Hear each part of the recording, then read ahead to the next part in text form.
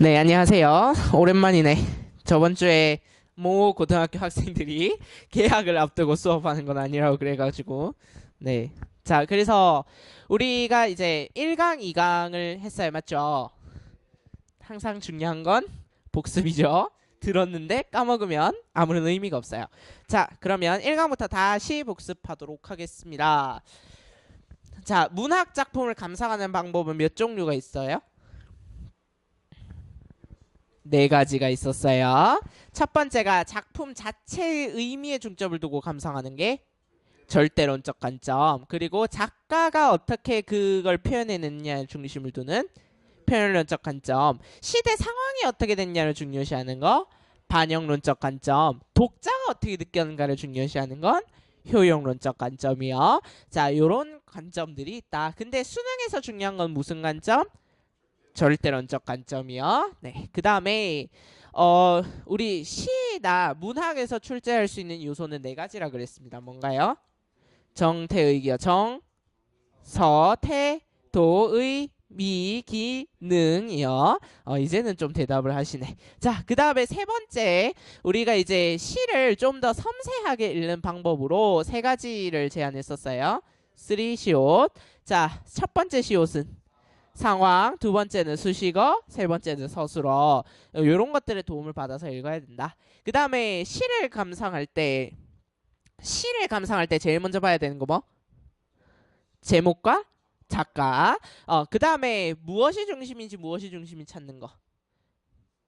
화자가 중심일 수도 있고 대상이 중심일 수도 있고, 화자가 중심이면 그 화자가 처한 상황을 찾고, 대상이 중심이면 그 대상의 특징을 찾는다 그랬어요. 그 다음에 그런 것들 찾고 나면 그 다음에는 이제 그 상황 속에서 어떤 정서를 느끼는지, 그 다음에 그 정서에 대한 태도, 이런 것들을 찾아내면 된다고 했습니다. 그 시를 읽는 방법이었고, 그 다음에 저번 시간에 배운 건 시적 화자라고 하시는 분에 대해서 배웠어요. 네, 시적 화자라고 하는 건 뭐예요? 시 속에서 말하는 사람을 시적 화자라 했었어요. 자, 근데 다섯 글자로 다시 바꾸면 서정 갈래에 있는 나라고 해서 서정적 자아라고 한다고 했지요. 자, 그래서 서정적 자아라는 말이 중요했고, 그 다음에 독백체, 대화체 배웠습니다. 맞죠? 독백체는 혼자 말하는 거, 대화체는 상대와 말하듯이. 자, 혼자 있는 상황에서 대화체를 쓸 수 있어 없어? 있어요. 대화하는 상황에서도 독백할 수 있어요. 그러니까 그거는 문체를 보고 결정을 해야 되는 거였죠. 그 다음에 이제 정서는 제가 중요한 건 긍정적 정서, 부정적 정서, 이런 거 체크하라 했죠. 자, 그래서 플러스 마이너스 체크하는 거, 그것만 잘 해주시면 되고, 그 다음에 그 정서와 태도 연결되는 거, 그 다음에 어조 배웠습니다. 어조는 주로 무엇을 통해서? 정서랑 태도랑 비슷하다 했고, 어조 어조는 뭐뭐, 그렇지, 종결어미요. 뭐뭐 하리라 이러면 어떤 어조? 의지적인. 그 다음에 뭐 빌었습니다, 소망, 기원, 이런 거죠. 맞죠? 종결 어미를 통해서 주로 드러난다고 했었어요. 자, 그러니까 저번 시간까지는 뭐 그렇게 큰 걸 배운 거 아니에요. 자, 오늘부터 이제 좀 덩어리가 커지기 시작해요. 자, 지금 7강이라고 되어 있죠. 네, 이거부터 하는 이유는 제가 교재 순서를 좀 잘못 정했어요. 이것부터 넣었어야 되는데, 3강은 시상 전개 방식이라고 되어 있는 단원인데, 시상 전개 방식 하다 보면 요것들을 알아야 돼요. 시속 표현 방법들을. 얘들아, 시속 표현 방법들 여러분들이 아는 거 일단 다 대봅시다. 대꾸, 화류, 어, 반어, 역설, 서리. 정작 얘기하라니까 별로 떠오르는 게 없다. 맞죠? 자, 우리가 이번 시간에 배울 표현 방법은 15가지입니다. 자, 그러면 오늘 강의가 2시간이나 되느냐? 그건 아니고, 여러분들이 중학교 때 배웠어야 되는 게 9가지예요. 근데 그 9가지도 다 기억이 안 나죠. 맞죠? 그 다음에 고등학교 올라와서 배우는 게 6가지예요.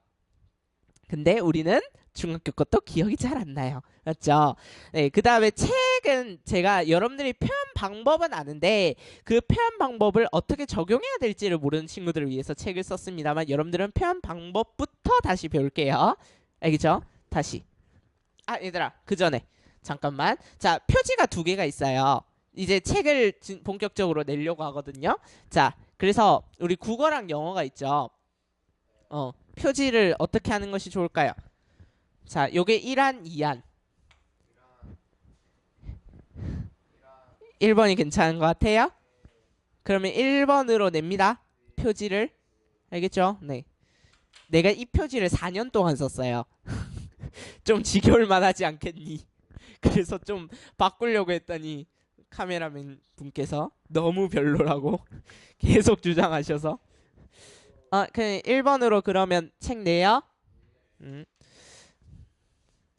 책은 10,000원입니다. 한 권당. 자, 그 다음에 자 이제 7강 시속 표현 방법들 총집합인데, 자 다시 여러분들이 중학교 때 배웠어야 되는 게 9개, 그 다음에 고등학교 와서 배우는 게 6개. 자, 이제 첫 번째 시작해 볼게요. 첫 번째, 비슷한 어조나 어세를 가진 어구를 짝지어 표현한다. 뭘까? 여러분들 아는 거 다 대봐. 짝지어서 무언가가 이루어져. 모르겠어요? 자, 모르면 예시를 한번 보면 되지. 자, 예시에 성원의 시조 있습니다. 맞죠? 네. 말없은 청산이요 태없은 유수로다. 값없은 청푼이요 님자없은 명월이라. 무슨 표현 방법이 두드러지? 대꾸예요. 대꾸. 옆에 대꾸를 써놨네. 네, 바보같이. 대꾸예요. 대꾸. 자, 여러분들 말대꾸 알죠? 그 대꾸 같은 말이에요. 자, 그래서 비슷한 말을 짝지어 놓는 거야. 이게 대꾸예요. 쉽죠? 자, 그러면 얘들아, 그러면 대꾸가 뭔지 알았어. 그 다음에 왜 쓰는지 알아야 돼. 이거를 왜 쓸까? 말없은 청산이요 태없은 유수로다. 강조를 하려면 같은 말을 또 하고 또 하고 또 하고 해야 되지. 근데 대꾸를 쓰는 이유는 리듬감이에요. 자, 그래서 이번에 리듬감 한글말로 바꾸면 운율감 되는 거죠. 그래서 대꾸는 운율감을 형성하기 위해 썼습니다. 됐지요? 다시 대꾸의 뜻이 뭐라고? 비슷한 말을 짝지어 표현하는 것. 쉽게 바꾸면 알겠지? 비슷한 말이 짝지어 표현한 것. 왜 쓴다고? 운율감을 위해서. 됐지요? 네, 그래서 대꾸라는 말은 여러분들 시험 속에 자주 나옵니다. 자, 그러면 성운의 시조 한번 볼게요. 말없은 청산이요. 말이 없는 건 청산. 뭐야? 푸른 산이요. 태없은, 태가 없다 무슨 말일까요? 능동태, 수동태. 태. 형태 맞아요. 형태가 없는 건 유수로다. 유수 중에 아는 글자. 수, 물이요. 됐지요? 유자는 흐를 유자예요. 그래서 흐르는 물은 모양이 없다. 값없은 청풍이요. 값이 없다. 무슨 말일까요? 뭔 말인지 모르죠? 값이 없다는 건 갑옷이 없다는 거예요. 바람은 갑옷이 없대. 그 다음에 님자 없은 명월이라. 명월은 월, 여러분들 월자 알죠? 달요. 달은 뭐가 없어? 임자가 없어.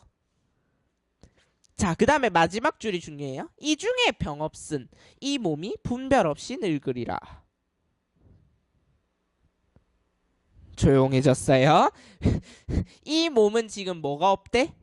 병이 없대요. 분별 없이 늙는다. 이 말 무슨 말일까요? 사리 분별할 때 그 분별밖에 모르죠. 분별 없이 늙는단 말은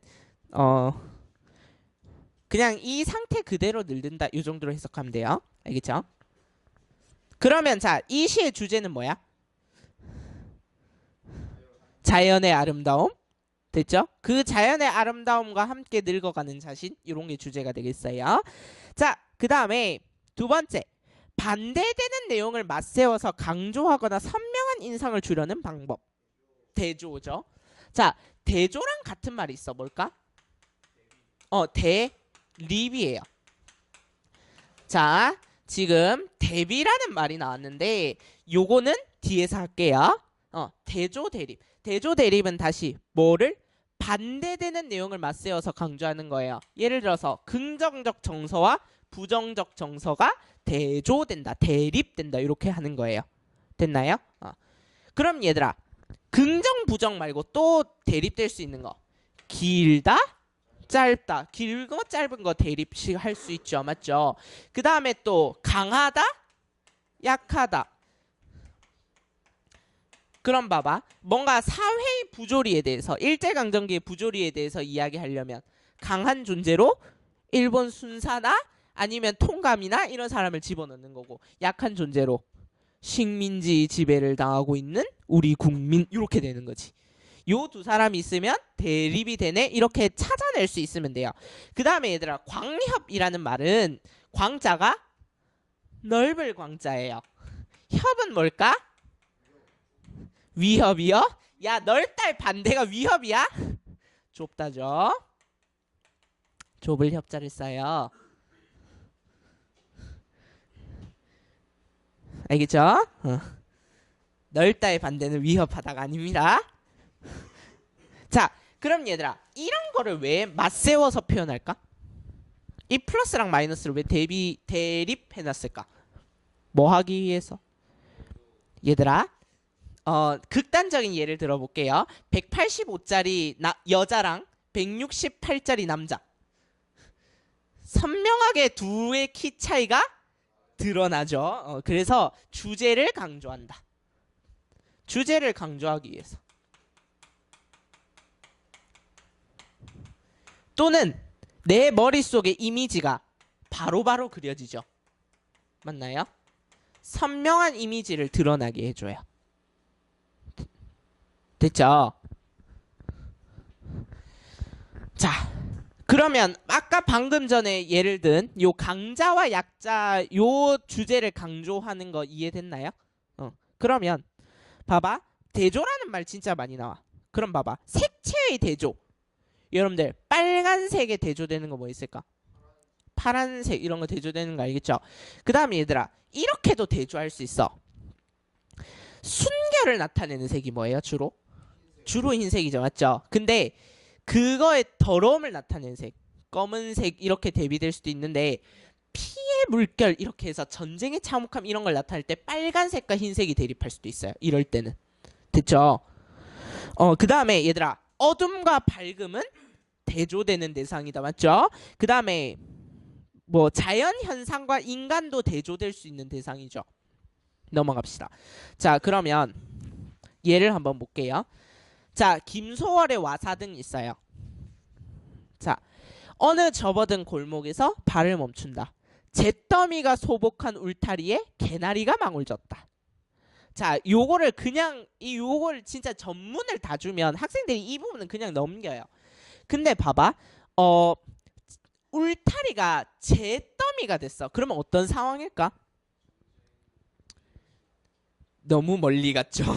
바로 이렇게 나오면 안 돼요. 불에 탄 거죠, 일단. 맞죠? 근데 평범한 집이 불에 타는 거는 가스밸브를 안 잠갔다든가 뭐 그런 경우인데, 가스밸브 안 잠근 걸로 시를 쓰진 않았을 거 아니에요. 여러분들 김소월 시인 알죠? 알 거야. 가스밸브 안 잠근 걸로 시를 쓰진 않았어요. 그러면 전쟁 이렇게 되는 거거든요. 전문을 보면 이건 이해할 수 있어요. 그럼 봐봐. 잿더미가 소복한 울타리에 개나리가 망울졌대. 굉장히 비극적인 상황이지 않아요? 불에 타서 모든 게 다 없어진. 근데 그 상황에서 개나리가 망울졌대. 개나리는 생명의 이미지죠. 생명체가 하나 피어올랐어. 그래서 이 두 개가 선명하게 대조가 되죠. 됐나요? 그래서 이미지를 드러내주는 하나의 요소로 작용하고 있네요. 그 다음에 얘들아, 대비가 밑에 있다. 맞죠? 대비는 꼭 반대되는 것만 두드러지는 건 아니에요. 그러니까 대비라고 하는 건 두 개가 뭔가 비교 당하는 건 맞는데 완전 반대는 아닐 때. 그런 거예요. 예를 들어서 60점과 90점의 대비 이런 거죠. 그러니까 명암의 대비. 어떤 쪽은 그러니까 밝고 어두우면 대조라는 표현을 쓰는데 덜 밝고 더 밝고 이런 거는 대비를 쓴다고. 그러니까 말장난이에요. 솔직히 얘기하면 비슷한 거예요. 다 알겠죠? 자, 그러면 봐봐. 유리왕의 황조가 있죠. 요 시조는 외웁시다. 고대 가요에서 여러분들이 알아야 될 시조가 시조란다. 고대 가요 중에서 여러분들이 알아야 될 게 한 5개 정도가 있는데 그 중에서 이제 제일 시험에 그나마 여러분들 내신 시험에서 많이 나오는 게 황조가예요. 그래서 외우자고 한 거고 많이 보게 될 거예요. 자, 황조가 내가 이걸 예시를 진짜 많이 들어요. 황조가 뭐라고? 노란색. 새 중에서 노란 거 뭐 있어? 황새? 꾀꼬리요, 꾀꼬리. 꾀꼬리. 그래서 꾀꼬리에 관한 노래 이런 뜻이에요. 자, 훨훨 나는 꾀꼬리는 암수 정당이 논이는데 외로울싸 이내 몸은 니와 함께 돌아가리. 봐봐. 암수가 다정이 논인데 그게 꾀꼬리야. 근데 봐봐. 니와 함께 돌아가리. 이내 몸은 나의 신체는 어때? 어떤 정서를 느끼고 있어? 외로움을 느끼고 있어. 얘들아, 외로움에 뭐 할까? 외로움에 뭘 해야 될까? 정서. 슬픈 정서는 벌써 까먹죠? 마이너스. 이 바로바로 해야 돼. 이런 거는. 내 몸은 지금 마이너스의 감정을 느끼고 있어. 근데 꾀꼬리는 어떻게 보이는데? 암수가 다정이 논이죠. 플러스죠. 그러니까 플러스와 마이너스 감정의 대립. 맞지? 근데 얘들아, 꾀꼬리랑 내 몸은 반대된다. 이러면 좀 이상하잖아요. 맞죠? 그럴 때 대비 이렇게 한다고. 됐죠? 그 다음에 세 번째요. 다시. 대조가 뜻이 뭐야? 반대되는 내용을 맞세워서 강조하는 거. 다시 대비가 뭐라고? 대립이 뭐냐고? 반대되는 내용을 맞세워서 강조하는 거. 다시 대립이 뭐냐고? 반대되는 내용을 맞세워 강조하는 거. 다시 전체가 다 얘기할 때까지. 대립이 뭐라고? 반대되는 내용을 맞세워서 강조하는 거. 대비는 차이가 나는 걸 맞세워 강조하는 거. 다시 대비가 뭐냐고? 차이가 나는 걸 맞세워서 강조한다. 됐지? 그 다음에 세 번째. 그래서 왜 쓴다고? 주제를 강조하거나 선명한 이미지를 보여주기 위해서. 자, 세 번째는 자, 뜻을 봐봐요. 고조된 정서를 감탄의 형태로 표현한대요. 뭘까? 영탄이에요. 봐봐, 다 아는 거잖아. 여러분들 기억이 안 날 뿐. 그럼 봐봐. 영탄법은 무엇을 통해서 드러날 수 있냐면 첫 번째 감탄사. 감탄사에 뭐 있냐면 와, 뭐 지화자 이런 거. 어즈버. 맞지? 어사와 이런 거야. 전부 다 감탄사예요. 그럼 얘들아 이걸 보면 얘들아 감탄사를 보면 감탄하고 있구나 이러지 말고 그러면 얘는 해석해야 돼 안 해야 돼? 해석할 필요는 없어요. 근데 뭐를 알아야 되냐면 다시 영탄의 뜻이 뭐라고? 고조된 정서를 감탄의 형태로 표현한다 했어요. 그러면 이 화자가 어떤 정서가 점점 고조가 돼서 감탄사로 표현이 됐는지를 찾아야 되는 거야. 그 정서가 중요한 거야. 알겠죠? 그 다음에 두 번째 감탄형 어미. 자, 어미가 무슨 뜻이에요? 어미. 어간에 붙는 말끝. 됐죠?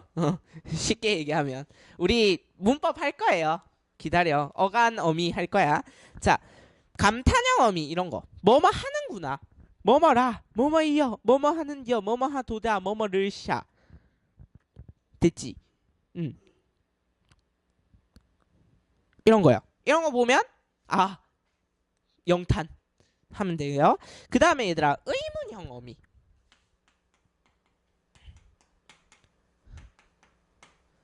봐봐. 감탄형 어미까지는 이해를 하겠는데 얘가 영탄에 왜 들어가는지 이제 좀 찾아볼까요? 봐봐.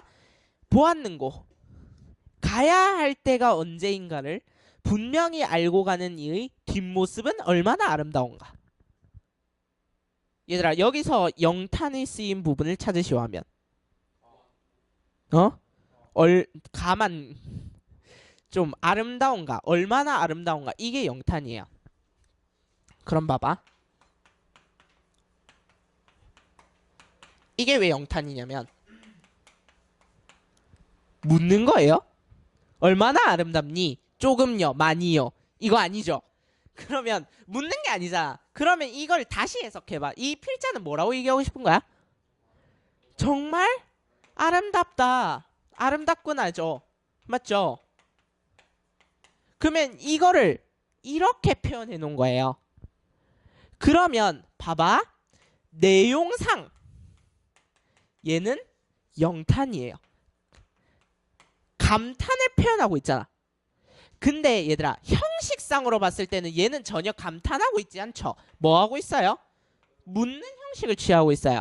얘들아 의문이 아닌 것을 의문으로 표현하는 거 뒤에서 배울 건데 설이라고 해요.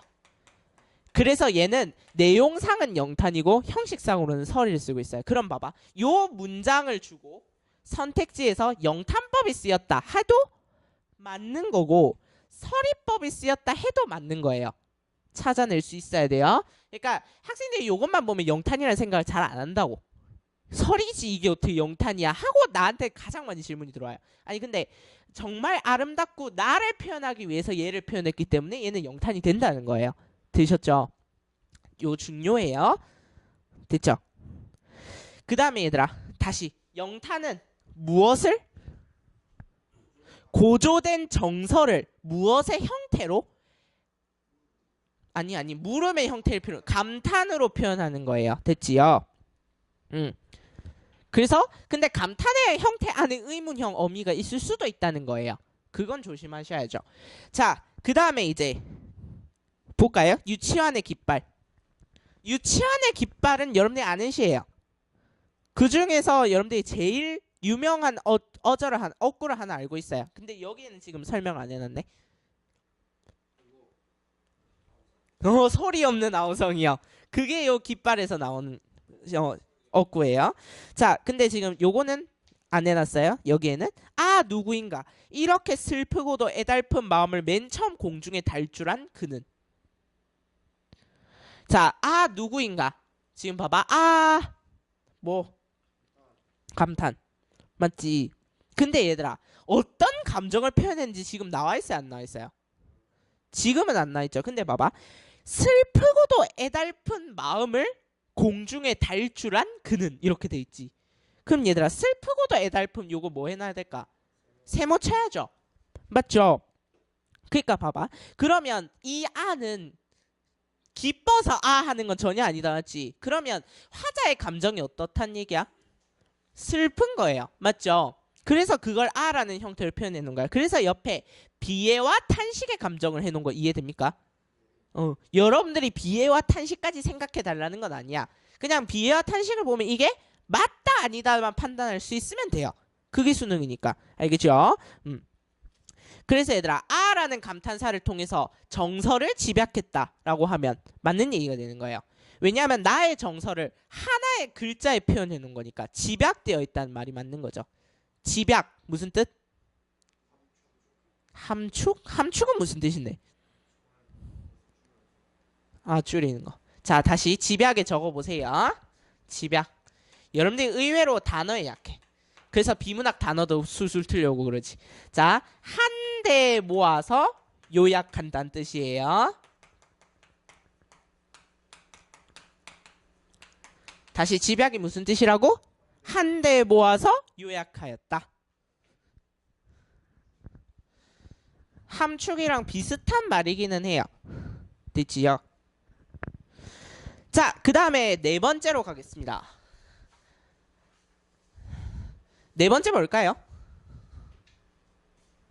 봐봐. 내용상으로는 의문이 아닌데 의문의 형식으로 의미를 강조한다. 설이에요. 설이. 중학교 때 배웠죠? 중학교 때 배웠다니까? 자, 그럼 봐봐. 내용상으로는 의문이 아니야. 내가 묻는 게 아니야. 그러니까 이런 거지. 아, 니는 왜 그렇게 일을 빨리빨리 못하니? 이런 거. 이거는 의문이 아니죠. 너 왜 그렇게 일을 빨리빨리 못하니? 제가 행동이 굼떠서요. 그 대답을 말한 게 아니잖아요. 맞죠? 그냥 감탄이란다. 의문의 형식을 빌려온 거죠.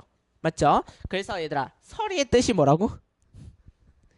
의문이 아닌 것을 의문의 형태로 표현해 놓는 거예요. 그러면 이걸 왜 써요? 여러분들 이런 거 왜 쓰는데? 강조해요. 됐죠?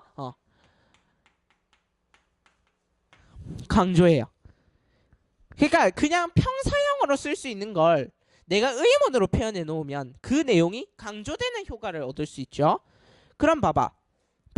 기출 서치 봐봐. 서리적 표현으로 의지를 강조한다. 서리적 표현으로 의도를 강조한다. 서리적 표현으로 공감을 유도한다. 서리적 표현으로 정서가 강조된다. 지금 기출 표현에서 강조란 말이 계속 나오죠. 그러니까 서리는 무언가를 강조하기 위한 거야. 그럼 얘들아, 강조를 했다는 얘기는 그 부분이 중요하다는 얘기니까 잘 봐야겠지요. 맞죠? 그럼 봐봐. 도종환의 흔들리며 피는 꽃 있어요. 도종환 시인 어디서 많이 들어본 것 같지 않아요? 첫 시간에 했단다? 문화체육관광부 장관이셨습니다. 이십니다. 제발. 담쟁이 알아요, 몰라요? 몰라요. 얘들아, 흔들리며 피는 꽃, 이건 제일 유명한 시니까 좀 알아둡시다. 우리 무식갱이가 되지 않기 위해서. 자, 흔들리지 않고 피는 꽃이 어디 있으랴? 이 세상 그 어떤 아름다운 꽃들도 다 흔들리며 피었나니, 흔들리면서 줄기를 곧게 세웠나니, 흔들리지 않고 가는 사랑 어디 있으랴? 젖지 않고 피는 꽃이 어디 있으랴? 이 세상 그 어떤 빛나는 꽃들도 다 젖으며 피었나니, 바람과 비에 젖으며 꽃잎 따뜻하게 피었나니, 젖지 않고 가는 삶이 어디 있으랴? 얘들아, 일단 눈에 띄는 것부터 하자. 흔들리지 않고 피는 꽃이 어디 있으랴? 여기에 사용된 표현 방법은 서리. 그럼 얘들아, 서리법을 찾는 것도 중요하지만 왜 썼는지를 찾아야 된다고. 무엇을 강조하기 위한 거야? 흔들리지 않고 피는 꽃은 없다라는 걸 강조하기 위해서 이렇게 쓴 거죠. 맞죠? 자, 그 다음에 얘들아, 봐봐. 흔들리지 않고 피는 꽃이 어디 있으랴? 그 다음, 흔들리지 않고 가는 사랑 어디 있으랴? 여기에 사용된 표현 방법? 서리? 아니, 서리 말고 대꾸죠? 오케이. 내가 학교에서 이 수업을 했을 때 이 대꾸란 답이 안 나와갖고 또 짜증을 냈었어요. 그럼 봐봐. 대꾸는 운율을 형성하기도 하지만, 자, 두 번째 표현, 얘를 왜 쓰냐면 요 내용과 요 내용 비슷하지. 요 내용과 요 내용 비슷하지. 요 내용과 요 내용 비슷하지. 그럼 봐봐. 다시 내가 1강에서 중요하다고 했고 2강에서 다시 언급했어요. 뭐가 유사하면 뭐도 유사해. 구조가 유사하면 의미가 유사하다. 또 형식 나왔다 하지. 둘 다 적어줄게. 그러면 구조가 유사하면 내용도 유사하다. 요거를 여기서 써먹는 거예요. 대꾸에서. 알겠지? 요거 때문에 우리가 지금 배운 거예요.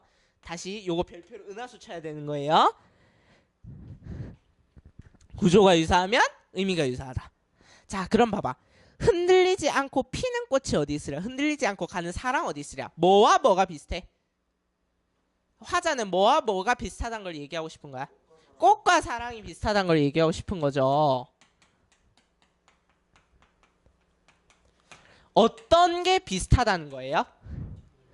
흔들리면서 꽃은 피어나고 흔들리면서 사랑은 가고 있다는 걸 표현하는 거죠. 자, 그 다음에 2연 봐봐. 젖지 않고 피는 꽃이 어디 있으랴? 젖지 않고 가는 삶이 어디 있으랴? 이번에는 꽃과 뭐가 비슷해? 삶이 비슷해. 자, 무엇이 비슷한데? 젖지 않아요? 젖으면서 젖으면서 꽃은 피고 젖으면서 삶은 간다고. 됐지? 자, 그래서 구조가 유사하면 의미가 유사하다는 걸 여기서 써먹어야 돼요. 자, 그 다음에 5번째. 5번째 쉽다. 제일 쉽다. 반복이죠. 되풀이한다. 얘들아, 같은 말 또 하면 어떤 효과? 강조. 그 다음에 두 번째, 숨겨진. 강조하면서 슬쩍 리듬감이 생겨요. 운율감이요. 됐지요? 그래서 내용을 강조하는 효과도 있지만 표현상으로는 운율감이 드러나요. 그럼 봐봐. 자, 예를 들어볼게. 산산이 부서진 이름이여, 허공 중에 헤어진 이름이여, 불러도 주인 없는 이름이여, 부르다가 내가 죽을 이름이여. 뭔가 좀 리듬감이 느껴집니까? 아니요 했다가는 맞습니다. 얘들아, 랩의 라임이란 건 이렇게 생겨나는 거죠. 맞죠? 끝 글자를 반복함으로써. 맞지? 응, 그거야. 요것도 라임 맞춘 거예요. 근데 아무도 제목과 작가를 읽지 않았는데 왜 아무도 나한테 따지지 않죠? 자, 요 시는 좀 따지라고. 김소월의 초혼이라는 시인데, 얘들아, 김소월 시인 알아요, 몰라요? 알아요. 뭘로? 진달래꽃으로. 맞지? 초혼이라는 시도 좀 알아봅시다. 자, 초혼이 무슨 말이야? 산산이 부서진 이름이여, 허공 중에 헤어진 이름이여, 불러도 주인 없는 이름이여, 부르다가 내가 죽을 이름이여가 처음 결혼이랑 무슨 상관이 있는데? 장윤정 노래 중에 초혼 알아요, 몰라요? 이런 이렇게 옛날 노래. 자, 혼을 초자가 부른다는 뜻이에요. 요게 죽은 사람이야. 죽은 사람의 혼을 불러내는 거예요. 뭐 하라고? 잘 가라고. 그러니까 봐봐, 이제 이해가 될걸? 산산이 부서진 이름이여, 허공 중에 헤어진 이름이여, 불러도 주인 없는 이름이여, 부르다가 내가 죽을 이름이여. 이 사람 죽은 거 알겠죠? 그래서 초혼인 거예요. 알겠죠? 그럼 봐봐, 이름이여를 반복하고 있어. 그러면 강조해. 뭘 강조해? 이게 중요한 거잖아. 맞지? 뭘 강조하고 있을까? 자, 강조를 할 때는 뭔가 내용을 강조하거나 아니면 정서를 강조하는 거예요. 여기서 내용 강조 이런 걸 찾지 말고 정서를 찾아봅시다. 어떤 정서? 죽은 사람을 부르는 이 사람의 심정은 슬픔, 애절함 이런 거지. 그 심정을 강조하는 거예요. 이름이여를 계속 반복하는 것. 됐지요? 그래서 봐봐, 기출 서치 보세요. 아니, 넘기지 말고 반복하여 상황을 부각한다. 반복하여 정서를 강조한다. 반복하여 상실감을 표현한다. 반복하여 리듬감을 형성한다. 반복하여 리듬감이 나타난다. 됐지? 반복. 다시. 반복이 무슨 뜻? 같은 말? 되풀이하는 거예요. 왜 쓴다고? 강조. 그리고 운율감. 됐지? 자, 그 다음에 66페이지. 자, 반복의 자매품 하나 있습니다. 시어의 반복과 변용. 얘들아, 변용이 무슨 말일까요? 오! 바로 얘기했어. 변형하여. 용자가 쓸 용자야. 사용한다. 됐지? 그러니까 봐봐, 시어를 계속 똑같은 말만 반복하면 지루해요. 그러니까 조금씩 변화를 주는 거예요. 그러니까 이게 랩의 라임이랑 진짜 비슷한 거지. 됐지? 그래서 얘들아, 이게 변용이란 말과 같은 말이 변형, 변주 이런 말과 같이 쓰일 수 있는 거예요. 이해되시죠? 됐나요? 네, 그러면 가겠습니다. 자, 그럼 봐봐. 박제삼의 수정가 있어요. 박제삼 시인 아시나? 모를 것 같아요. 넘어갈게요. 집을 치면 정화수 잔잔한 위에 아침마다 새로 생기는 물방울의 신선한 우물집이었을래. 또한 윤이 나는 마루에 그 끝에 평상의 가라앉은 뜰악의 물냄새 창창한 그런 집이었을래. 서방님은 바람 같단들 어느 때고 바람은 어려울 따름 그 옆에 순순한 쓰러지는 물방울의 찬란한 춘향의 마음이 아니었을래. 얘들아, 뭐뭐 이었을래가 반복되고 있다. 맞죠? 그래서 이런 것들은 얘들아, 시어가 반복됐다고 하면 틀린 말이 되죠. 시어는 바뀌고 있는데 근데 비슷한 게 반복되고 있는 거다. 맞지? 그래서 변형, 변주, 변용이란 말을 쓸 수 있다고. 요럴 때는. 알겠죠? 그럼 얘들아, 아니 이거 찾는 게 중요한 게 아닐까? 그래서 왜 이렇게 해놨는데요? 자, 이 시가 무슨 말인지는 이해됩니까? 이해가 잘 안 될 것 같긴 해요. 그럼 봐봐. 집을 치면 그러면 일단 이거 무슨 모습을 나타내는 걸까?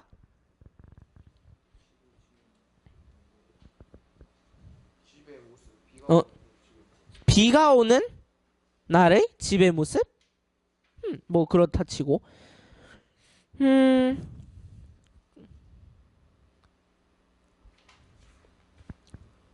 그래서 얘들아 우물집이었을래 집이었을래 아니었을래 요런 걸 반복해서 뭘 하고 있는 거야? 집의 모습을 강조하고 있다 이렇게 하면 되죠.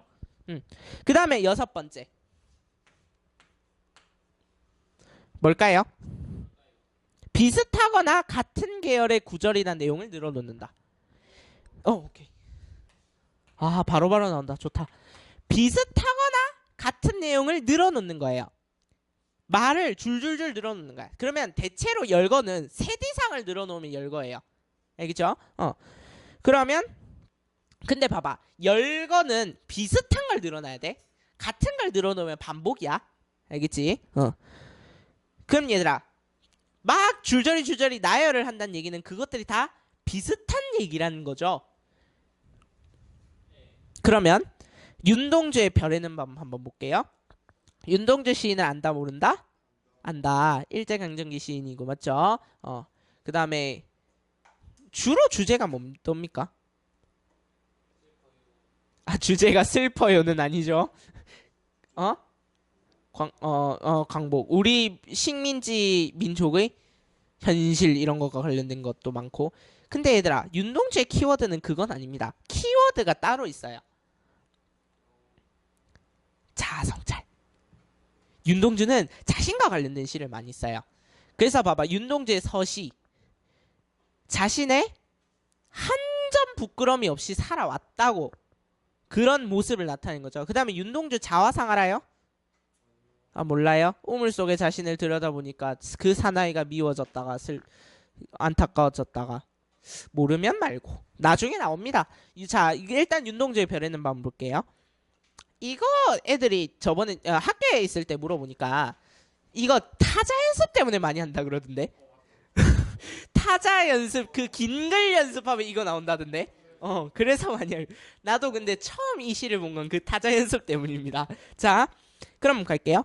별 하나의 추억과 별 하나의 사랑과 별 하나의 쓸쓸함과 별 하나의 동경과 별 하나의 시와 별 하나의 어머니 어머님 나는 별 하나의 아름다운 말 한마디씩 불러봅니다. 소학교 때 책상을 같이 했던 아이들의 이름과 폐, 경, 옥 이런 이국 소녀들의 이름과 벌써 애기 어머니 된 계집애들의 이름과 가난한 이웃 사람들의 이름과 비둘기, 강아지, 토끼, 노새, 노루, 프랑시스 잠, 라이너 마리아 릴케 이런 시인의 이름을 불러봅니다. 얘들아 왜 부를까? 왜 불러볼까요? 왜 별에다가 아름다운 말 한마디씩 불러보고 이런 시인의 이름을 불러볼까? 밤에 소망? 뭘 소망한데? 아 누구야? 밤에 뭐 하는 대상? 그리움. 여러분들이 그 입장이 돼보면 이해가 되는데 맞지? 아니 자 그래서 얘들아 화자의 그리움이 효과적으로 나타나고 있다. 맞죠? 이 정도 해석하면 됐고 그 다음에 얘들아 기출을 한번 볼게요. 동질적 상황을 열거하여 시적 의미를 강화하고 있다. 고향에서의 삶과 관련된 소재를 열거하고 있다. 열거법을 사용하여 시의 리듬감을 높이고 있다. 악화되는 상황의 열거를 통해서 심리적 압박이 고조되고 있음을 드러낼 수 있다. 이런 말 이해되죠? 맞죠? 네. 그럼 얘들아 다시 열거라는 건 뭐? 비슷한 말을 줄줄이 하는 거 늘어놓는 거예요. 맞죠? 왜 쓴다고? 왜 쓰는지 안 알려줄래? 강조예요. 강조. 길 호흡을 가지면 독자가 길게 읽을 거 아니에요. 맞죠? 그러니까 강조의 의미가 들어갈 수 있는 거예요. 됐나요? 그 다음에 7번. 7번 뭘까? 앞 구절의 말을 다음 구절에도 연결해서 꼬리에 꼬리를 물고 꼬리에 꼬리를 물고. 점층 아니에요. 자, 그러면 예시를 보면서 이해해 볼게요. 자, 작자 미상의 사설시조 다음 페이지에 있어요. 기출 속 예시 있죠. 어이 못 오던다. 무슨 일로 못 오던다. 자, 여기서 어이는 무슨 말일까? 어이 태권도 기합 아니죠? 아, 어이 오라이 그거 아닌데. 어이 못 오던다. 아, 거의 뭐다. 이런 왜란 뜻이에요. 왜? 무슨 일로 이런 말을 어이 이런 말이에요. 됐죠? 자, 너 오난 길 우희 무쇠로 성을 쌓고 성 안에 담 쌓고 담 안에란 집을 짓고 집 안에란 두지 놓고 두지 안에 괴를 놓고 괴 안에 너를 결박하여 놓고 쌍뱀모 외걸쇠 용거북 자물쇠로 쑥이쑥이 잠갔더냐 내 어이 그리 아니오던다. 한 달이 30날이여니 날 보라 올 할 리 없으랴. 다시. 자, 밑줄 친 부분 봐봐. 무쇠로 성을 쌓고 성 안에 담 쌓고 담 안에란 집을 짓고 집 안에란 두지 놓고 두지 안에 괴를 놓고 괴 안에 너를 결박하여. 뭘까? 무슨 표현방 뭘까? 뭔가 끝말잇기 하는 느낌 안 들어요? 맞죠? 이거 배웠어. 여러분들 중학교 때. 연세예요. 연세. 연세. 요런 걸 연세라 그럽니다. 알겠죠? 그러니까 체인이에요. 체인. 체인처럼 이렇게 얽히고 얽히고 얽히고 얽히고 이렇게 되는 거예요. 됐나요? 그럼 얘들아. 얽히고 얽히고 얽히고 얽히고 하면 내가 방금 전에 여러분들 읽었을 때 어떤 느낌 들었어요? 아무 느낌이 안 들었어요. 맞죠? 이런 이미지의 강조예요. 이미지의 강조. 뭔가 계속 꼬리에 꼬리를 물면 여러분들이 뭔가 이미지가 그려져야 된다고. 다시 무쇠로 성을 쌓고 성 안에다가 뭘 놓고 담을 싸고. 맞지? 아니 내 그림을 보면 별로 이미지가 안 떠올라. 담 안에다가 집을 지어놓고 집 안에다가 뭘 놓는데? 두지를 놓는데 두지가 뭐야? 모르면 별표가 되어 있지? 국어 시간에 봐봐. 국어 시간에 뭐야 했을 때 몰라요 이런 것들 있거든. 근데 얘들아 별표가 옆에 돼 있어. 그럼 밑에를 보세요 제발. 영어는 얘들아 근데 별표가 안 돼 있다? 왠지는 모르겠고 하여튼 뒤주예요 뒤주. 그러니까 집안에다가 뒤주를 놨어. 쌀독. 됐지? 그 다음에 뒤주 안에다가 괴를 놓고 괴 안에다가 너를 결박을 해놨대. 괴? 괴를 설명할 수 있는 상자. 그냥 상자. 상자인데 뭔가 물건 수납용 상자. 됐지? 그 정도 괴라고 생각하면 되고. 자, 그럼 봐봐. 이렇게 해서 요게 뭘 나타낸지 이제 볼게요. 너를 결박해서 놓고 쌍백목 외걸쇠. 쌍백목이 뭐야? 쌍으로 된 문고리를 건네. 문고리를 잠궈서 용거북 자물쇠로 쑥이쑥이 잠궜더냐 내 어이 그리 아니오런다. 뭐 얘기하는 거예요? 너 왜 안 오니예요. 너 왜 안 오니? 이 짓해서 안 오는 거니? 이런 거예요. 네가 꽁꽁 갇혀있니? 이 말을 표현하려고 이렇게 표현해놨어요. 그럼 뭔가 이미지가 좀 떠오르나? 그러면 안 떠오르면 이제 국어시험 틀리는 거지 뭐. 그래서 봐봐. 한 달이 30날이여니 날 보러 올 할 리 없으랴. 한 달이 30날인데 날 보러 오는 날이 없네 이런 뜻이에요. 됐죠? 그래서 구절들이 연쇄적으로 이어졌다라고 하는 걸 볼 수 있네요. 자, 그 다음 8번. 8번 뭐게요? 점층이에요. 맞죠? 자, 점층이란 건 얘들아 점점 층을 세워서 높게 표현하는 거야. 점점 강하게 높게 또는 얘들아 점층에 요것도 들어갑니다. 깊게. 그게 점층이에요. 그럼 얘들아 정서를 점층적으로 표현할 수도 있고 아니면 뭐 이미지를 점층적으로 표현할 수도 있고. 됐죠? 그럼 얘들아, 요거는 어떤 효과가 있어요?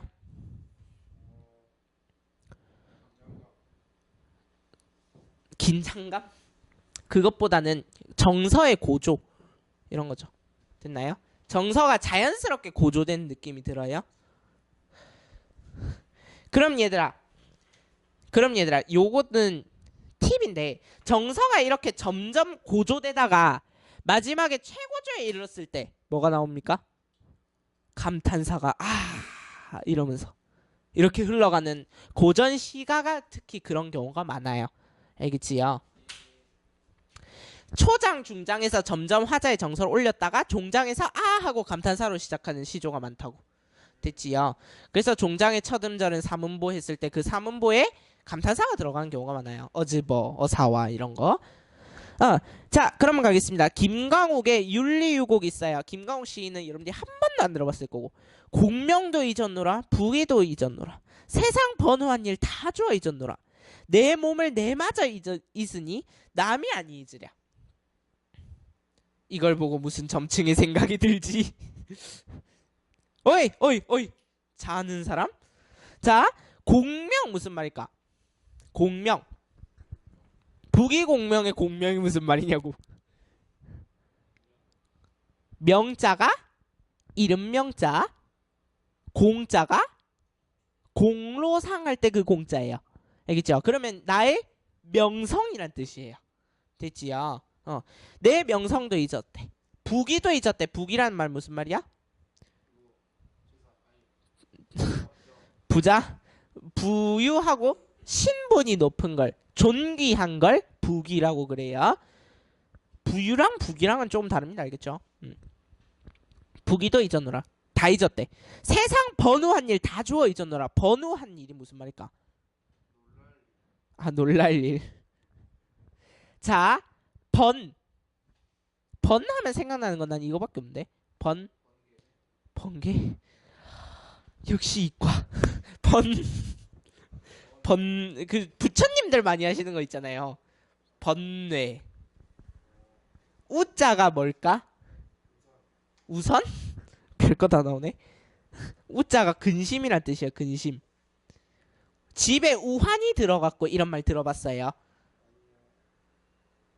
이런 것도 안 들었으면 도대체 뭘 들은 겁니까? 자, 세상 번우한 일이라는 건 세상 복잡하고 어렵고 고민되는 일 이런 뜻이에요. 됐죠? 그것 다 잊었대. 그러면 이분은 지금 열반의 경지에 들 것 같죠? 근데 봐봐, 마지막에 내 몸을 내마저 잊었으니 내 몸을 잊어버렸대. 자신을 잊어버렸대요. 됐죠? 그럼 얘들아, 점점 뭐 하려는 그 열반에 들려고 하는 부처님의 모습이 상상이 되나? 그래서 얘들아, 속세와 인연을 끊으려고 하고 있죠. 그래서 얘들아, 그 고전시가 중에 귀양 많이 가시는 분들 있잖아요. 귀양 가시는 분들이 이제 속세와의 인연을 끊으려고 이제 무슨 표현을 많이 쓰냐면 부귀 공명을 다 잊었다 이런 말을 써요. 그러니까 우리가 이제 속세라고 하면 주로 그려지는 이미지가 돈, 일해야 되고 명성 쌓고 이런 이미지잖아요. 그러니까 속세를 벗어나면 그걸 다 잊을 수 있는 거야. 그런 것들을 이제 그 귀양 가시는 분들이 많이 표현을 해놓죠. 그 다음에 이제 9번 뭘까요? 도치? 오케이. 자, 도치 뜻이 뭐냐면 위치를 바꿔요. 맞죠? 정상적인 어순을 바꾸는 거예요. 우리가 말하는 순서는 주로 주어 목적어 서술어잖아요. 근데 이거를 뭐 서술어부터 얘기한다든가 아니면 주어 목적어를 바꿔서 얘기한다든가 주어 목적어 바꾸는 것 가지고는 도치라 안 그럽니다. 됐죠? 어쨌든 서술어 주로 바뀌었을 때. 그러면 도치의 예시가 있네요. 자, 다음 페이지.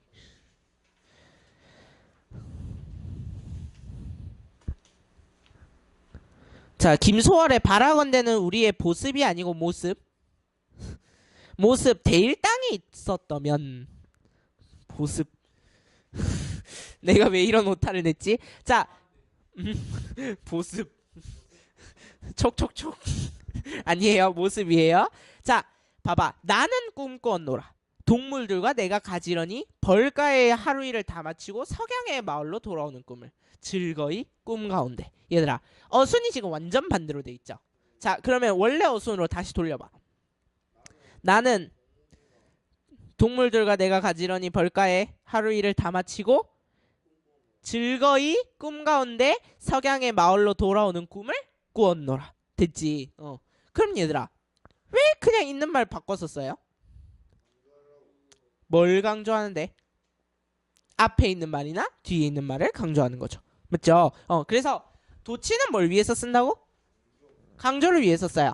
얘들아, 영어에서도 도치 있어요, 없어요? 있어요. 올리가 앞에 나왔을 때 도치가 일어나기도 하고요. 부정어구 not never이 앞에 나왔을 때 도치가 일어나기도 하고요. 그 다음에 뭐 이제 그 뭐 목적어를 도치시키기도 하고 보호를 도치시키기도 하고 하거든요. 그럼 왜 쓴다고? 강조하기 위해서예요. 알겠죠? 자, 그 다음에 얘들아, 나 한번 볼게요. 고재종의 면면함에 대하여. 얘들아, 면면함 이런 말 한 번도 안 썼죠, 여러분들. 봐봐, 끊어지지 않고 끝없이 이어져 있다. 이걸 면면함이라고 그래요. 그럼 봐봐, 너 들어보았니? 저 동구박 느티나무의 푸르르 우는 소리. 얘들아, 여기서 너 들어보았니는 설이에요, 아니에요? 아니에요. 들어봤냐고 묻는 거야, 이거는. 알겠죠? 날이면 날마다 삭풍 되기는 치고 우듬지 끝에 별 하나 매달지 못하던 지난 겨울, 온몸 상처 투성이인 저 나무 제 상처마다 뽑아내던 푸르른 울음소리. 얘들아, 자, 가나의 공통점 찾으세요. 왜 못 찾아? 다 찾아줬는데. 시단 말고 도치죠? 가의 도치는 찾았다 맞지? 나의 도치 봐봐. 너 들어보았니? 저 동그박 느티나무의 푸르른 울음소리. 여러분들이 은근 도치 못 찾아내요. 여러분들이 일상생활 속에서 도치를 너무 많이 써서 그래. 나 먹었어 밥 이렇게 쓰잖아. 풀었니? 문제? 이렇게 되잖아. 여러분들 일상생활에서 도치를 너무 많이 써서 찾아내지를 못하는 거야. 봐봐, 너 저 동고박 느티나무의 푸르른 울음소리를 들어봤니? 이렇게 되는 거잖아. 알겠죠? 그래서 봐봐, 밑에 적어놨어. 가나의 공통점으로 가장 적절한 것은 문제가 있었어요. 이때 문제의 답은 어순을 도치하여 시적 의미를 강조하고 있다. 이게 답이었어. 알겠지? 자, 그러면 우리 이제 9번까지 했어. 어느새 여러분들 이거는 중학교 때 다 배웠어야 돼요. 알겠죠? 자, 그러면 이제 나머지 6개는 고등학교 올라와서 배우는 거 시작해 볼게요. 자, 서술어의, 이거 모를 것 같으니까 서술어의 제한적 사용이에요.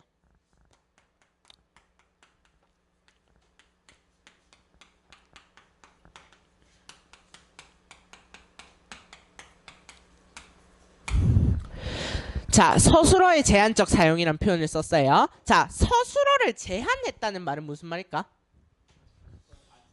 안 썼다. 그래서 얘들아, 서술어의 제한적 사용이란 말은 그냥 서술어를 생략했다 이렇게 보시면 돼요. 됐죠? 그럼 얘들아, 자, 서술어의 제한적 사용이란 말은 이 말로 더 많이 표현돼. 여러분들 시험상에서는 명사로 시상을 마무리하였다. 이런 표현이 많이 보여요. 시험에서는. 됐지? 그럼 얘들아, 명사로 시상을 마무리했니 안 했니는 끝만 보면 되는 거지. 그럼 얘들아, 예시를 한번 볼까?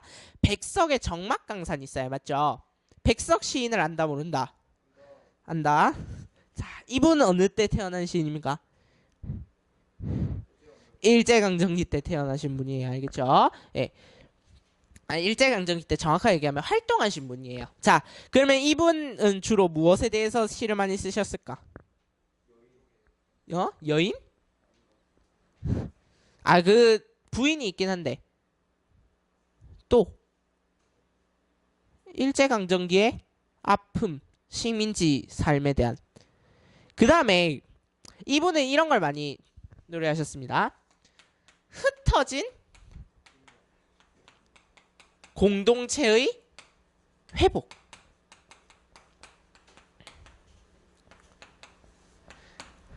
자, 얘들아, 윤동주랑 백석 시인은 되게 많이 나와요. 그러니까 여러분들 내신을 위해서 이거는 윤동주의 키워드는 뭐?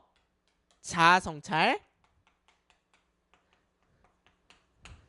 백석의 키워드는 흩어진 공동체의 회복. 근데 얘들아, 공동체를 가장 작은 단위에서 분석하면 뭘까? 가족이지, 가족. 근데 얘들아, 가족에서 점점 더 확대해 나가면 뭐가 될까? 우리나라? 나라가 되는 거지. 분단? 분단까지는 안 가요. 왜냐하면 이분이 해방되고 나서, 광복되고 나서 몇 년 못 가서 돌아가셨어요. 알겠지? 그래서 얘들아, 이런 공동체의 회복을 노래한다. 됐죠? 백석의 키워드니까 잘 알아두시라고. 자, 그러면 백석의 정막강사 한번 볼게요. 산으로 오면 산이 들썩 산소리에 나올로. 벌로 오면 벌이 들썩 벌소리에 나올로. 정주 독림 90여리 긴 하루길에 산에 오면 산소리 벌에 오면 벌소리 정막강산에 나는 있노라. 그럼 얘들아, 산소리 속에 나홀로 뭔가 끊겼죠? 자, 뒤에 말을 넣으면 나홀로 가고 있어? 산소리 속에 나홀로 있다. 벌로 오면 벌이 들썩 벌소리 속에 나홀로 있다. 이게 서술어의 제한적 사용이라고. 서술어 안 썼다고. 근데 얘들아, 봐봐. 명사로 시상을 마무리했다면 이건 맞아 틀려? 아니죠? 있노라잖아. 이거는 서술어 쓴 거 맞죠? 요건 아니에요. 알겠죠? 그러니까 마무리에서 명사로 마무리를 하면 요걸 쓴데 요거는 서술어의 제한적 사용이지 얘는 아니잖아. 맞지? 자, 그 다음에 11번이요. 이제 점점 어려워진다. 시상의 집약이에요. 다시 집약이 무슨 뜻이라고? 한데 모아서 요약한다. 자, 그러면 갈게요. 자, 그럼 봐봐. 시상이라고 하는 게 무슨 말일까? 시상 전개 방식을 배워야 하긴 하는데. 시상. 다음 시간을 위해서. 시의 모양. 시의 흐름이에요. 사실 정확한 뜻은 필자가 시를 읽으면서 또는 쓰면서 떠올린 느낌이나 생각이나 감정을 시상이라고 하는데 그냥 우리는 시의 흐름으로 이해하면 돼요. 근데 시에 흘러가는 모습을 집약 한데 모았어. 그러면 어떤 데 모을 수 있을까? 우리가 이때까지 배운 것 중에 집약과 관련된 표현들 찾아볼까요? 집약과 관련된 표현.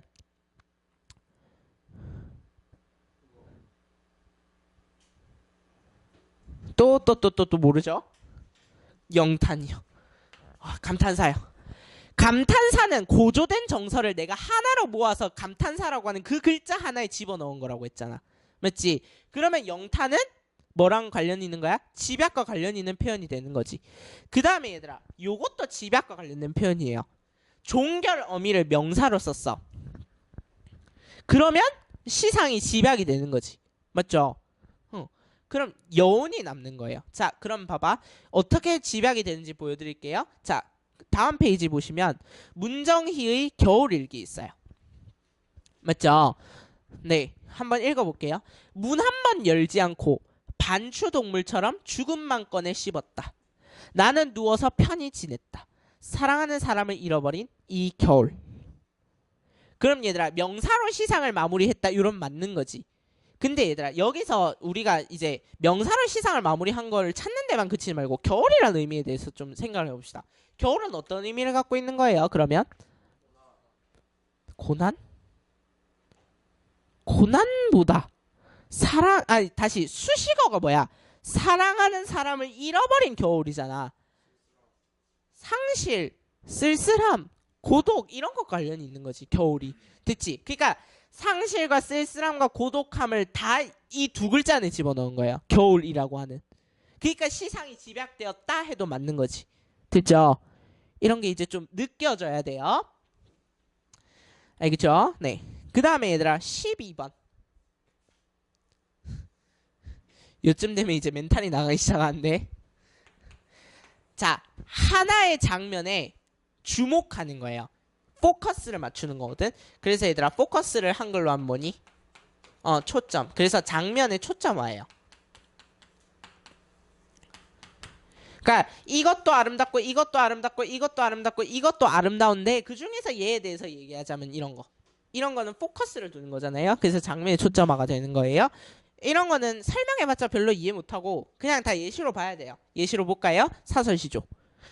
두터비 파리를 물고 알아요, 몰라요?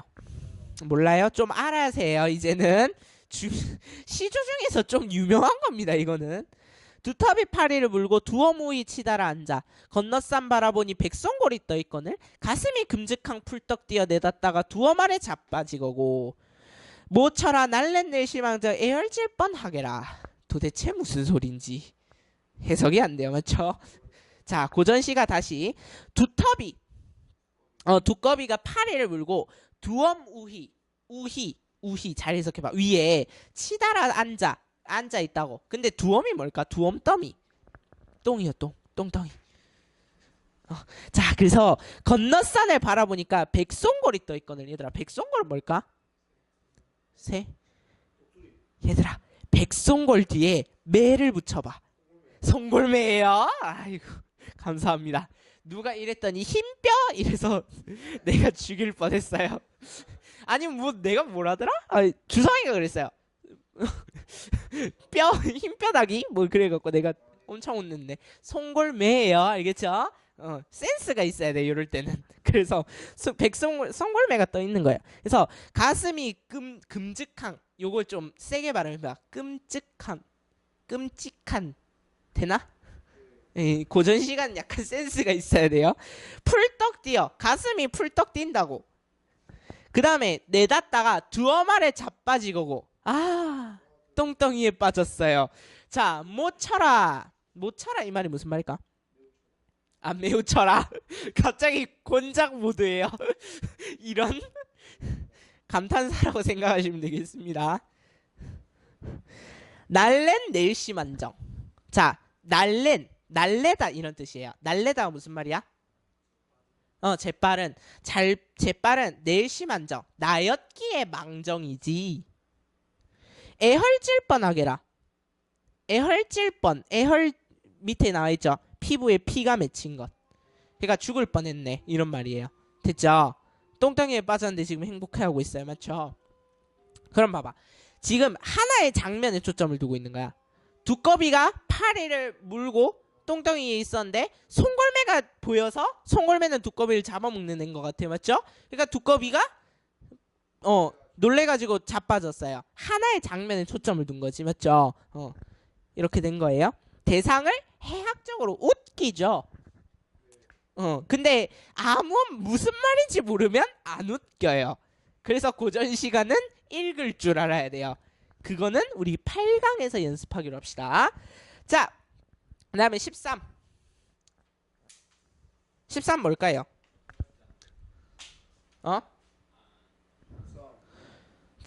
자, 시간 무사어. 지금 현재형 진술이에요. 교재가 없는 분이 답을 하시네. 나머지 분들은 도대체 왜 답을 못하는 겁니까? 제발 좀 답 좀 해라. 현재형 진술이에요. 얘들아, 이런 말 많이 나와. 현재형 진술, 과거형 진술. 그러면 두 개 차이점 뭐야? 아니, 종결음 말고.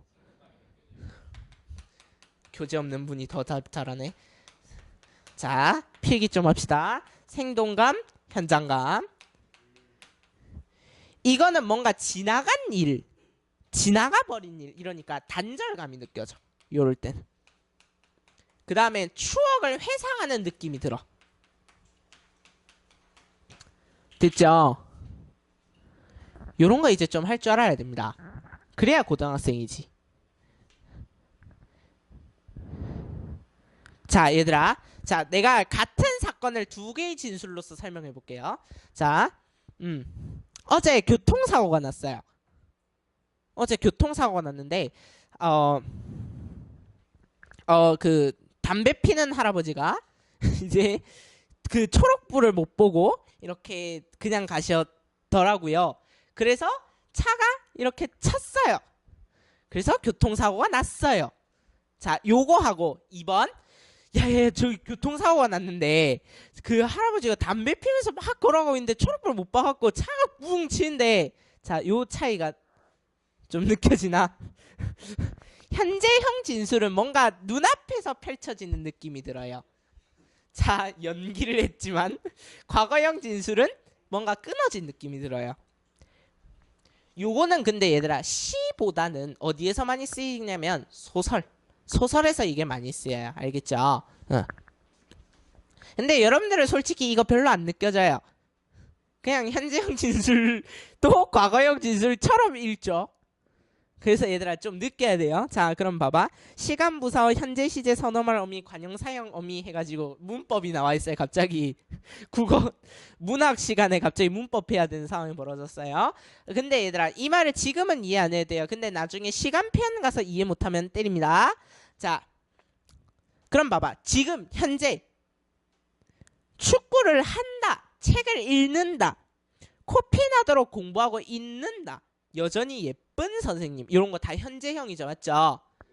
현재랑 과거 구분할 줄은 알죠?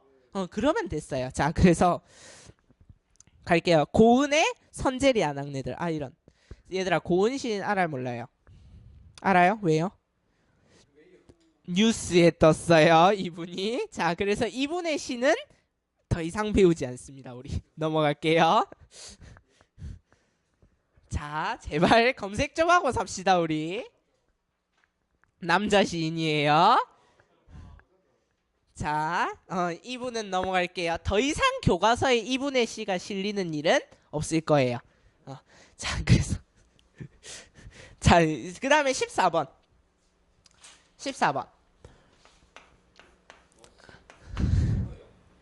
자, 무언가와 겹쳐진다. 중첩. 오케이. 자, 중첩이야. 자, 중첩 다시 뭘? 무언가가 겹쳐지는 거예요. 그럼 얘들아 요것도 이해를 해보세요. 자, 그러면 윤동주의 사랑스런 추억. 오늘 윤동주 씨 몇 개 배웠니? 자, 갈게요. 봄이 오던 아침 서울 어느 조그만 정거장에서 희망과 사랑처럼 기차를 기다려 나는 플랫폼에 간신한 그림자를 떨어뜨리고 담배를 피웠다. 얘들아 미안해요. 간신한이 사라졌어요. 나도 어디로 갔는지 모르겠다. 자, 그러면 봐봐. 얘들아 정거장에서 뭘 한대요? 기차를 기다린대요 일단. 근데 그 기차가 무엇처럼? 희망과 사랑처럼. 그러면 얘들아 희망과 사랑에 뭘 해줄까? 동그라미. 그렇지. 내가 바른 건 저거였어. 희망 사랑에 동그라미 쳐. 아, 그러면 정거장은 무슨 공간? 희망과 사랑이 있는 그런 기다림의 공간이죠. 나는 플랫폼에 간신한 그림자를 떨어뜨리고 담배를 피웠다. 얘들아 이런 기쁜 순간에 담배 하나. 담배가 기분 좋아서 피는 걸 수도 있는데 얘들아 간신한 그림자를 떨어뜨렸대요. 이 말 무슨 말이냐면 그림자를 겨우 이렇게 생각하시면 돼요. 됐죠? 그럼 얘들아 내가 겨우 서 있다 이런 의미인 거죠. 그럼 얘들아 삶에 뭔가 고통스러운 모습이 좀 그려져야 되는데, 그래서 얘들아 정거장에는 기차를 기다리는 기다림의 희망 이런 느낌도 있지만 삶의 고통도 같이 담겨 있는 거예요. 그래서 얘들아 정거장은 희망의 이미지와 고통의 이미지가 중첩되었다라고 이야기할 수 있는 거예요. 됐죠? 이해되죠? 그래서 얘들아 무엇이 중첩될 수 있냐면 기출서치 멀리서 오는 사람을 깊은 울음을 우는 나무의 이미지와 중첩되는 공간으로 현재와 과거의 상황을 중첩시켜서 유사한 이미지의 중첩을 통해서 과거와 현재의 경험이 중첩되고 눈과 흰 당나귀의 흰색 이미지를 중첩시켜서 됐죠? 무언가가 겹쳐질 수 있네요. 자, 그 다음에 15번 마지막 제일 어려워요. 내가 봤을 때 이 단어는 여러분들이 한 번도 본 적이 없어. 목가적 분위기. 일단 적어봐요. 자, 목가적 분위기는 키워드가 3개예요. 전원, 농촌, 소박. 됐죠? 전원, 농촌, 소박. 자, 전원 일기 알아요, 몰라요? 제발 좀 알아라. 모르는 게 왜 이렇게 많아? 전원이란 건 고향의 그 동산 이런 느낌이에요. 소박한 모습 그런 걸 전원이라 그래요. 자, 그래서 전원, 농촌, 소박 이런 곳에서는 평화가 찾아오겠죠. 맞죠? 요 정도의 키워드를 보시면 됩니다. 자, 근데 기출 서치에 내가 중첩을 적어놨어요. 이게 어떻게 된 건지 알겠죠? 컨시컨브이 하다가 이런 사태가 일어났어요. X를 치고. 자, 목가적 분위기가 시험에 나올 때는 목가적이란 표현을 줄 때도 있지만 전원적이란 표현을 주기도 합니다. 됐죠? 요 정도 알면 돼요. 자, 그럼 가겠습니다. 신석정의 그 먼 나라를 알으십니까? 있어요. 자, 어머니, 당신은 그 먼 나라를 알으십니까? 산비탈 넌지시 타고 내려오면 양지밭에 흰 염소 한가위 풀 뜯고 길 솟는 옥수수밭에 해는 저물어 저물어 먼 바다 물소리 구슬피 들려오는 아무도 살지 않는 그 먼 나라를 알으십니까? 이렇게 돼 있어요. 그럼 얘들아, 먼 나라라는 건 무슨 말이야? 먼 나라, 이상향이 이상향. 얘들아, 다시 하늘을 우러러 본다. 먼 나라 이런 거는 내가 지금 살고 있는 현실은 안 그렇단 얘기야. 그러면 이상향이 되는 거예요. 내가 바라는. 됐지? 그럼 봐봐. 그 내가 이상향이 어떤 모습인데 산비탈 넌지시 타고 내려오면 양지밭에 흰 염소가 한가위 풀 뜯고 옥수수밭에 해는 저물어 저물어 먼 바다 물소리가 구슬피 들려온다. 목가적인 분위기. 맞죠? 이상향이 목가적인 분위기인 거야. 알겠지? 응. 됐죠? 네. 자, 그러면 끝났다고 생각하면 안 되죠? 문제 풀이가 남아 있는데, 근데 시간이 좀 많이 지난 것 같다, 맞지? 얘들아, 제발 숙제 좀 해와요. 검사 좀 맡아라. 한 명 맡을 때 검사 안 맡았다. 자, 얘들아, 가에 보시면 71쪽 윤동주의 병원 있죠? 박목월의 나무 있죠? 우리 풀었어요, 안 풀었어요? 두 문제를 벌써 제꼈어요. 자, 다시 풀어보세요. 아니, 여러분들은 다시 풀어야 돼. 답 앞에 거 보고 하지 말고. 알겠지? 자, 그 다음에 3번에 눈은 살아있다 요거 있죠? 요거는 중요하거든요. 그래서 요 한 문제만 풀고 오늘 마칩시다. 자, 김수영 시인은 여러분들이 아셔야 돼요. 아셔야 돼. 자, 김수영 시인은 어느 때 사람일까요? 어떨 때 활동했던 사람일까? 일제강점기도 있고요. 6, 70년대도 있어요. 알겠죠? 네. 근데 주로 6, 70년대를 얘기해요. 자, 6, 70년대 어떤 이미지? 산업화, 도시화와 관련된 것도 있고. 근데 정치적으로 보면 군사 뭐 이런 것도 있고 혼란스러운 시기였잖아. 이승만의 독재 정권 이런 것과도 관련된 시기였고. 자, 그러면 볼게요. 자, 그럼 얘들아, 눈은 살아있다 보면 된다. 맞죠?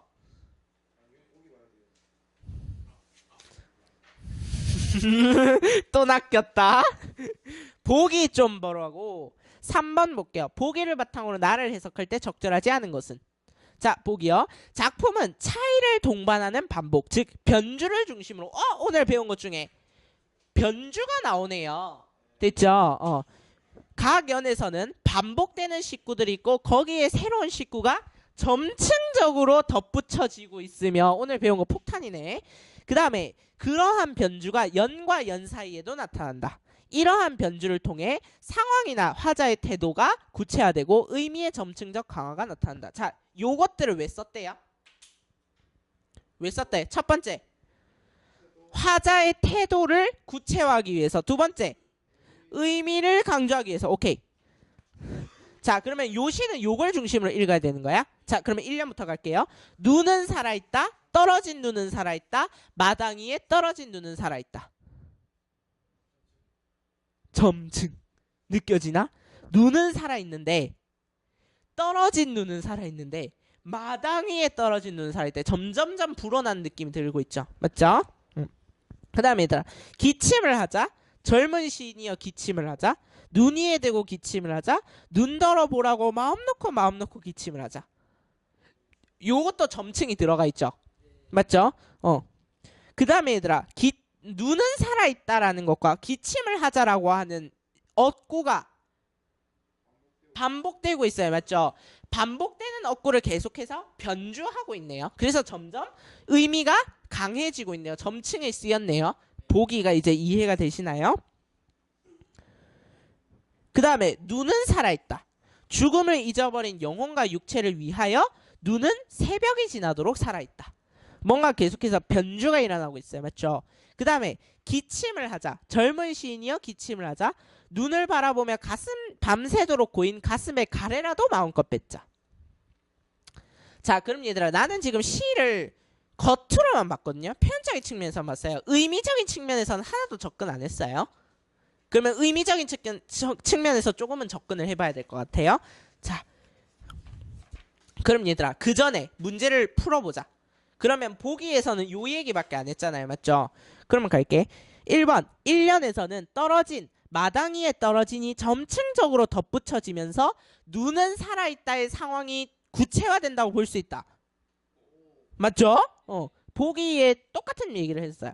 그 다음에 2번 1, 2연으로 이루어진 전반부의 내용은 3, 4연으로 이루어진 후반부에서 변주된다고 할 수 있다. 자, 그럼 볼까? 1년에서 눈은 살아있다. 2연에서 기침을 하자. 3년에서 눈은 살아있다. 4연에서 기침을 하자. 1, 2연이 전반부면 3, 4연은 후반부가 되는 거죠. 두 개가 변주된다고 할 수 있죠. 그 다음에 3번 1년과 3년은 눈은 살아있다는 식구를 중심으로 2연과 4연은 기침을 하자라는 식구를 중심으로 변주되고 있다. 맞는 얘기죠.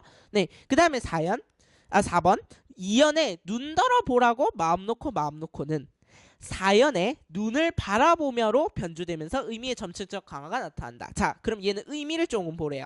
갈게요. 2연에 눈 떨어 보라고 마음 놓고 기침을 하자예요. 4연에 눈을 바라보며 마음껏 밤새도록 고인 가슴의 가래라도 마음껏 뱉자. 자, 요거는 변주된 건가요? 다시 눈 떨어 보라고 마음 놓고 기침을 하자. 누구 보고 하는 소리야? 젊은 시인이여 눈 떨어 보라고 마음 놓고 기침을 하자. 4연이요 눈을 바라보며 밤새도록 고인 가슴의 가래라도 마음껏 뱉자. 그럼 얘들아 눈 떨어 보라고 마음 놓고랑 눈을 바라보며랑 두 개는 변주의 관계예요? 모르겠어요? 그럼 넘어갈게요. 일단 5번 4연에 밤새도록 고인 가슴의 가래라도 마음껏 뱉자에서 기침을 하자가 가래라도 뱉자로 변화하면서 거기에 밤새도록 고인 가슴의와 마음것이 덧붙여졌다.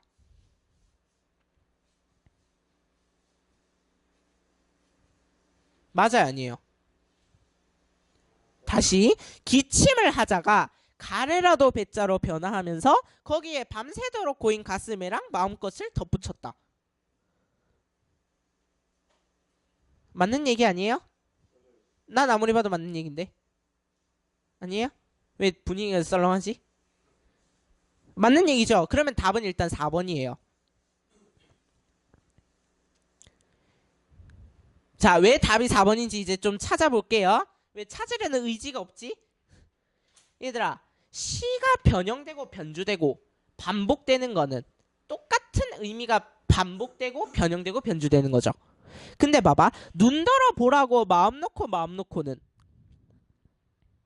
눈을 바라보며로 변주되며. 그럼 봐봐. 눈 떨어 보라고 기침을 하는 것과 그 다음에 눈을 바라보며가 변주가 된 거면 의미가 똑같아야 돼. 근데 봐봐. 눈 떨어 보라고 마음 놓고는 누구한테 하는 소리야?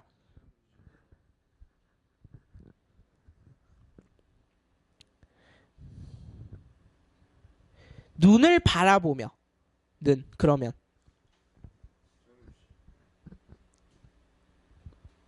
그래서 얘들아 봐봐. 눈을 바라보며랑 이게 좀 짜증나는 말장난이긴 한데 봐봐요. 눈 떨어 보라고 마음 놓고랑 눈을 바라보면은 변주가 아니에요. 왜? 눈 들어 보라고 마음 놓고는 젊은 시인이잖아. 이 사람한테 하는 얘기잖아. 근데 눈을 바라보며 요까지만 얘기하면 이건 눈한테 하는 소리죠. 눈을 바라보며. 말장난이긴 한데. 그래서 변주가 아니에요. 요거는. 알겠죠? 찝찝해 맞지? 그러면 일단 요거 세모로 해놓고 나머지가 너무 맞는 소리를 하니까 얘는 일단 답인 거예요. 자, 그래서 잘 읽어보십시오. 요 시는. 요 시의 내용적인 측면에선 제가 접근하지 않을게요. 알겠죠? 문제 보기가 이렇게 나와 있으니까. 자, 그럼 얘들아 숙제를 보시면 좀 많네. 4번부터 10번까지 해오시면 됩니다. 알겠죠? 네. 그러면 오늘 배운 거 15개예요. 좀 많다 맞지? 복습을 잘 해오셔야 돼요. 다시 요걸 복습하는 첫 번째. 일단 의미, 무슨 말인가를 알아야지. 그 다음에 두 번째. 왜? 이걸 왜 쓸까? 이거 두 개를 찾을 수 있어야 되고요. 그 다음에 세 번째는 시를 봤을 때 이게 보여야 돼. 안 보이면 꽝이야. 실컷 배워놓고 안 써먹으면 끝이라고. 그러니까 이걸 찾는 연습도 좀 하셔야 돼요. 알겠죠? 네, 그래서 문제 풀면서 이런 연습을 좀 하시길 바랄게요. 다음 시간부터는 시상 전개 방식 들어가겠습니다. 수고하셨습니다.